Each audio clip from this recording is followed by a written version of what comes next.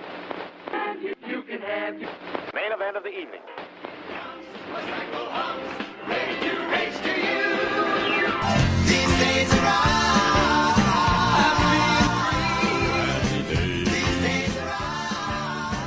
Hello and welcome to These Days Are Ours, a Happy Days podcast. I'm Peter. And I'm Joe. And today we are discussing Season 10, Episode 21, Turn Around and You're Home. Okay, Peter, tell us what happens in Turn Around and You're Home. We open with a recreation of last week's tag, with entirely new dialogue but the same gist. I can't find your suitcase. I didn't pack it. Why not? Chachi, believe me, this wasn't an easy decision to make. Joanie tells Chachi and her parents that she's quitting the band and staying in Milwaukee. Howard and Marion are overjoyed, Chachi less so. Joanie further explains that she wants to become a teacher, and she's transferring into a special teachers training program at UWM. Chachi hates the idea of following Joanie back to Milwaukee. Teach in Chicago. They have kids there, don't they? Even though she followed him to Chicago, citing the song My Guy as justification. Girls follow guys, not the other way around. Joanie storms upstairs, and Fonzie, who has just arrived, warns his cousin against telling Joanie what to do. You cannot force her to listen to a song she don't want to listen to. That night at Ashley's apartment, Joanie and Chachi are joining Ashley, Heather, and Fonzie for dinner. Chachi plans to win over Joanie by being incredibly polite and flattering to her. Oh, no, Chach, I'm sitting here. Yeah, I know. I'm seating you. Oh, how nice. But because he's Chachi, he screws it up by bringing up buses to Chicago. The bus for Chicago leaves at 9:30. Fonzie drags Chachi into the closet to talk, and Chachi laments that he loves Joanie and doesn't want to lose her. Ultimately, though, Chachi decides he's not giving up his music career in Chicago, even for Joanie. It's taken me a year to build up a following in Chicago, and I'm not throwing away just to go chase it after her. A decision. Congrats. Thank you very much. Oh, hey. You want another one? Hey, you're on a roll. I'm getting out of the closet. See ya. The next day, Chachi interrupts Howard mowing his lawn. The lawnmower is new, and Howard doesn't know everything about it yet, and because Chachi interrupted him, the mower drives off and hits a neighbor's dog. I'm sorry, Mr. Burkhart. The dog all right? Chachi confides his issues to Howard, and Howard recounts his post-army dreams of being an umpire, which he gave up so he could be with his family instead of on the road. He doesn't regret it, even if sometimes watching a game, he thinks, that guy behind the plate could have been me. Inside, Chachi starts to tell Joanie something. When Louisa and Al enter, they think to welcome Joanie to the family. In the message you said, you're going to make a big decision, and we knew right away. Joanie, welcome to the family! Joanie and Chachi break it to them that isn't what's happening. Joanie is staying in Milwaukee, and Chachi, who doesn't want to give up music, isn't. Joanie admits she knew this would happen even if she hoped it wouldn't, and says she'll miss Chachi. I miss you a lot. Days later, Joanie is too depressed to leave the house or get dressed. Her parents try to reassure her, saying she made a tough decision and she wasn't being too hard on Chachi. Joanie, now, dear, you've just made a tough decision, and tough decisions aren't easy. If they were easy, they would be called easy decisions. Fonzie and Roger enter, and Roger wants to handle Joanie's depression himself, without Fonzie's help. His attempt to use psychology fails. You know, Joanie, in this world there are up people and there are down people. And gal, you're definitely one of the up people. Fonzie is able to succeed simply by telling Joanie to get dressed. At Arnold's, everyone goes outside upon hearing the news that an ice cream truck turned over. Free popsicles for everybody, let's go! Everyone except Joanie, who sadly plays My Guy on the jukebox. Chachi enters with a popsicle and a rose for Joanie. He admits being in Chicago without Joanie made him miserable. He let his pride get in the way, and he can do his music anywhere, but there's only one Joanie. He's staying in Milwaukee. They pledge their love for each other. You know what? I love you. I love you too. Joanie Loves Chachi! And dance together. When Fonzie comes in, he and Chachi give each other thumbs up. Thank you, Peter. That was Turn Around and You're Home. It first aired back on March 15th, 1983. Happy Days was followed that night by a new Laverne and Shirley, in which Carmine writes a catchy song but runs afoul of a censor who thinks it's indecent. That record threatens the very fabric of this nation, contributing to the moral poison of our great society. What are you talking about? That's just rock and roll. Jay Leno guest stars, but not as the censor. CBS premiered its short-lived new series, Ace Crawford Private Eye, a detective comedy starring Tim Conway. In this episode, Ace investigates some mysterious deaths at a nursing home. Life is like a bus ride. I mean, you get on at young Whippersnapper Street and get off at old Dead Guy Boulevard. And NBC beat both of them with a new episode of The A-Team.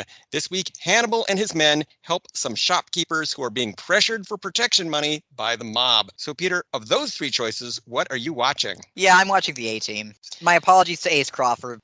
I'm watching the A-Team as well. I wish I could tell people to check out Ace Crawford Private Eye, but I have checked out Ace Crawford Private Eye, and it is not good. There's a reason why it did not last. I love Tim Conway on the Carol Burnett Show, but unfortunately he could never get a series going of his own. Supposedly he had a personalized license plate that said 13 weeks on it.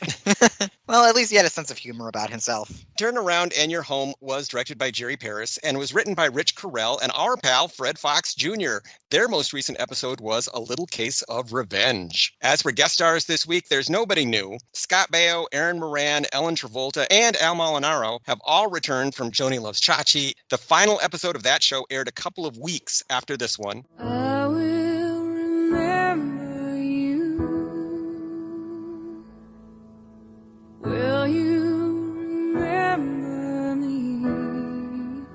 This is the last episode for Linda Pearl and Heather O'Rourke. Linda is still working. In recent years, you might have seen her on soaps like The Bold and the Beautiful and General Hospital. Wave your arms, let me hear you yell. We're gonna rap about General Hospital. Heather tragically died of cardiopulmonary arrest and intestinal stenosis at the age of 12 in 1988. Her final film, Poltergeist 3, was released posthumously. In other showbiz news, as Poltergeist 3 opens around the country, the memory of Heather O'Rourke continues to make headlines. Peter, any closing thoughts on the Fisters and how they affected our lives? I enjoyed Ashley and Heather a lot more this time around watching season 10. I appreciate that they tried to do something different in Happy Days, Waning Years, and I think that they did open up the avenue for new stories, while keeping in with Fonzie's characterization as someone who does genuinely want to be part of a family. I was surprised at how much I came to enjoy the scenes with Fonzie and Ashley. I think Linda Pearl was a great addition to the show and was an example of the writers doing something different with Fonzie's character. And I think it's sad that they had to drop Linda Pearl and Heather O'Rourke from the series for budgetary reasons. As for songs this week, the song of the episode is My Guy, a #1 hit in 1964 for Motown singer Mary Wells. Nothing you can take can tear me away from my guy. It was written by Smokey Robinson. Scott Baio and Henry Winkler both sing a bit of it. Nothing you can say can tear me away from my guy. Nothing you can do, cause I'm stuck like you to my guy, my guy. Later at Arnold's, it plays on the jukebox. And Peter, I thought that Henry actually sang it better than Scott. Yeah, we have said not nice things about Winkler's singing voice in the past, but we've also said not nice things about Scott Baio's singing voice, and I think it's just more jarring because Baio is the one that they were trying to push as a teen idol with a band and stuff. He has so little flair for music that even Henry Winkler can outsing him, and Henry is no singer. Al Molinaro sings a bit of the song Alfie. What's it all about? Alfie? Is it just for the moment? Al. This was written by Burt Bacharach and Hal David to promote the 1966 film of the same name starring Michael Caine. It was originally performed by British singer Cilla Black, but here in America there were two hit versions, one by Cher and another by Dionne Warwick. Peter, were you familiar with the Alfie song, What's It All About, Alfie? I was, even though I haven't seen the movie yet. I'm most familiar with the Dionne Warwick version because Dionne Warwick has sung pretty much every Burt Bacharach song ever, and I would say that in most cases her versions are the best ones. What's it all about, Alfie? Is it just for the moment we live? And I kind of miss this era that started, I think, in the 50s and went to the 1980s when songs were written just to promote a movie in advance. Like there was a song for Whatever Happened to Baby Jane. And Whatever happened to Baby Jane? She could dance, she could sing.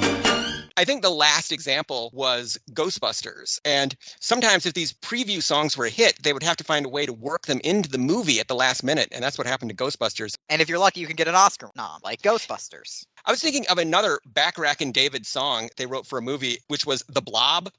Beware of the blob, it creeps and leaps and glides and slides across the floor, right through the door. They also did the theme song for What's New Pussycat, which I had no idea that song was from a movie, and I also had no idea that movie had been written by Woody Allen. What's New Pussycat? People went f***ing insane.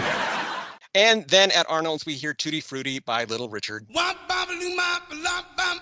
As for cultural and historical references this week, the title of this episode refers to a sentimental folk song by Dick and Dee Dee that was a hit in 1963.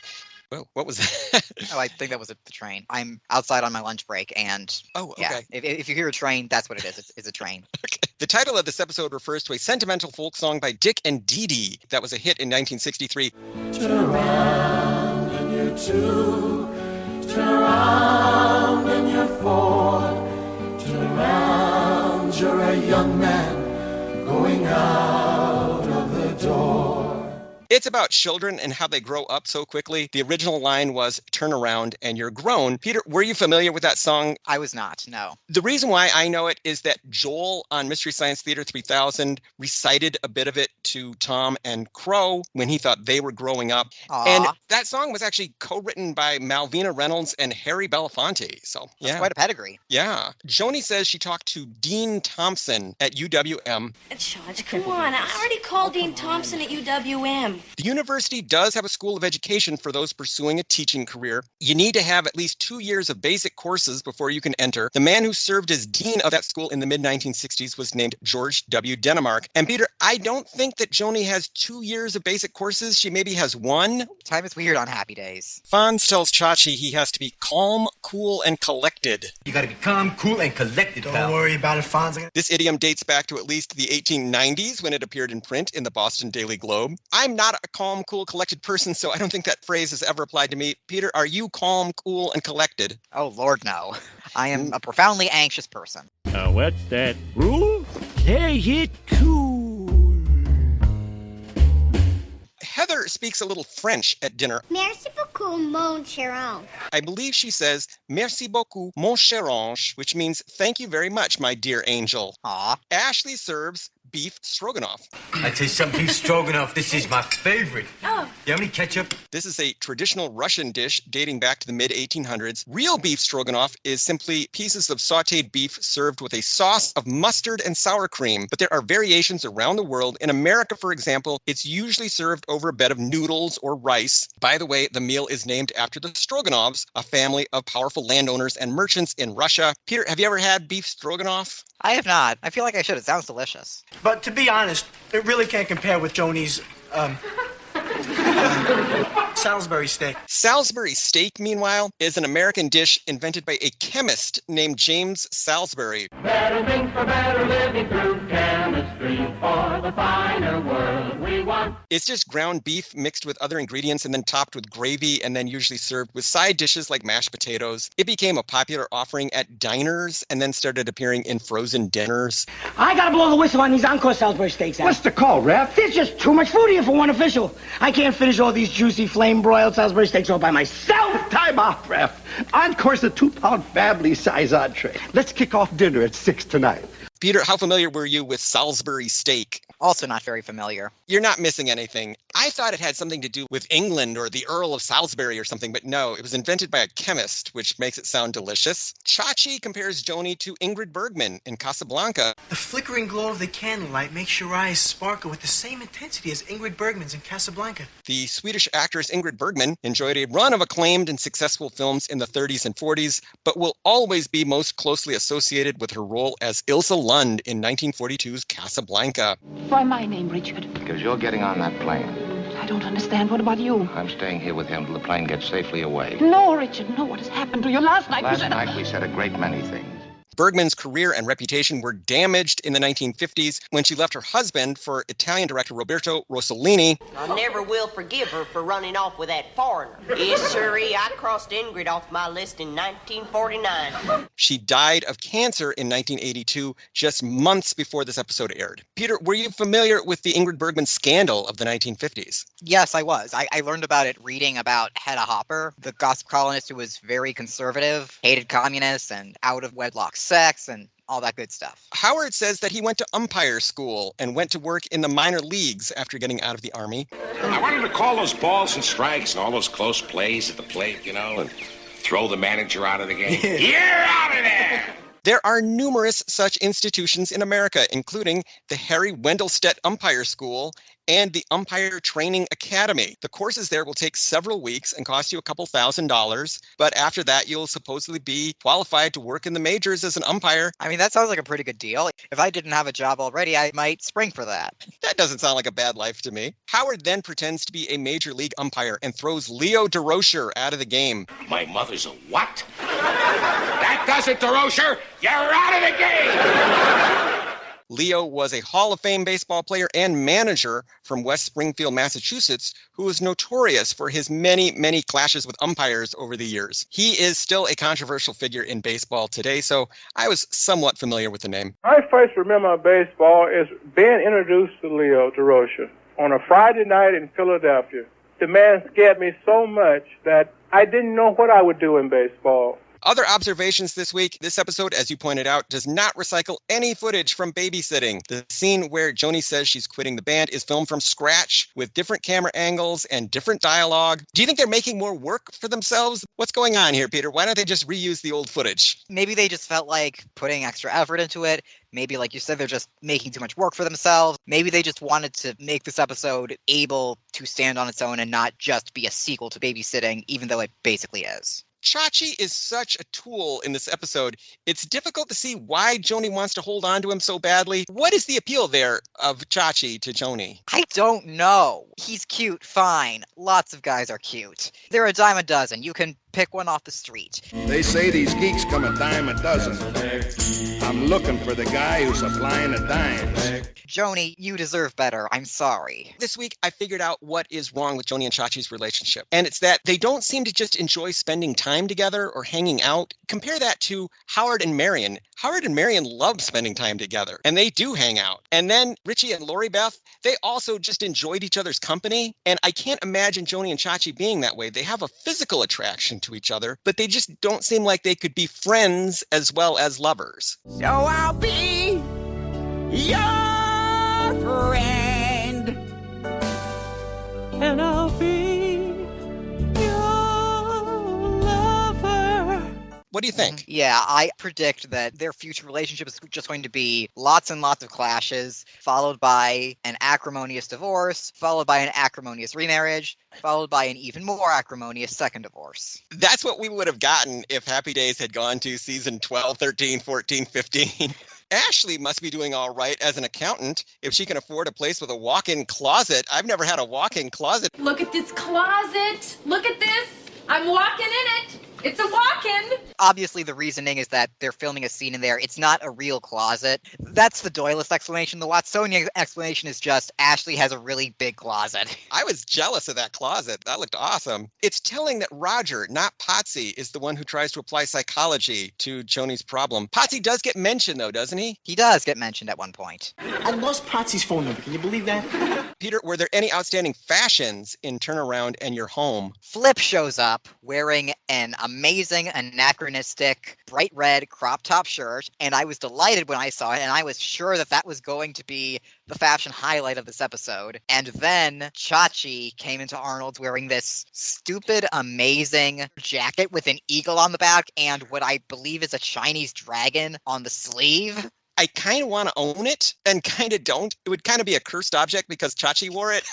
Yeah, I feel bad complimenting it because I feel bad complimenting anything about Chachi, but credit where credit is due. That is an amazing jacket. It's certainly better than that stupid leg bandana he used to wear. There's a red bandana that's from Hollywood, USA.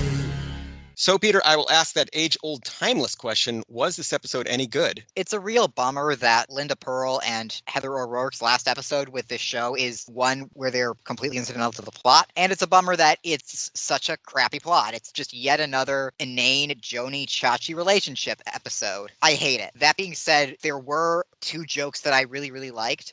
I love that Howard apparently wanted to be an umpire before he went into hardware, and I also love the thing about the ice cream truck crashing and turning over, and just the idea of all the teens going outside so that they can steal ice cream from the truck. Meanwhile, Casey wants to go help the driver because she's a good person, and Jenny wants to try and seduce the injured driver by nursing him back to health because she's Jenny. I hope the driver isn't hurt. He may need some bandages. I'll tear up my clothes. Jenny, you're such a floozy. You noticed. So that delighted me. I was racking my brain trying to think of something nice to say about this episode. And at first I couldn't think of anything, but then you mentioned two good things. I like Howard talking about his past as an umpire, and I even like him mowing the AstroTurf lawn outside the Cunningham house. That's kind of fun. That was a great moment of reality breaking a little. You don't have to mow the AstroTurf, Howard. It's just as fake as the Brady Bunch. I wondered if it was the same lawn from the Brady Bunch, because this is Paramount Studios and they don't throw anything away, so maybe he is mowing the Brady's lawn.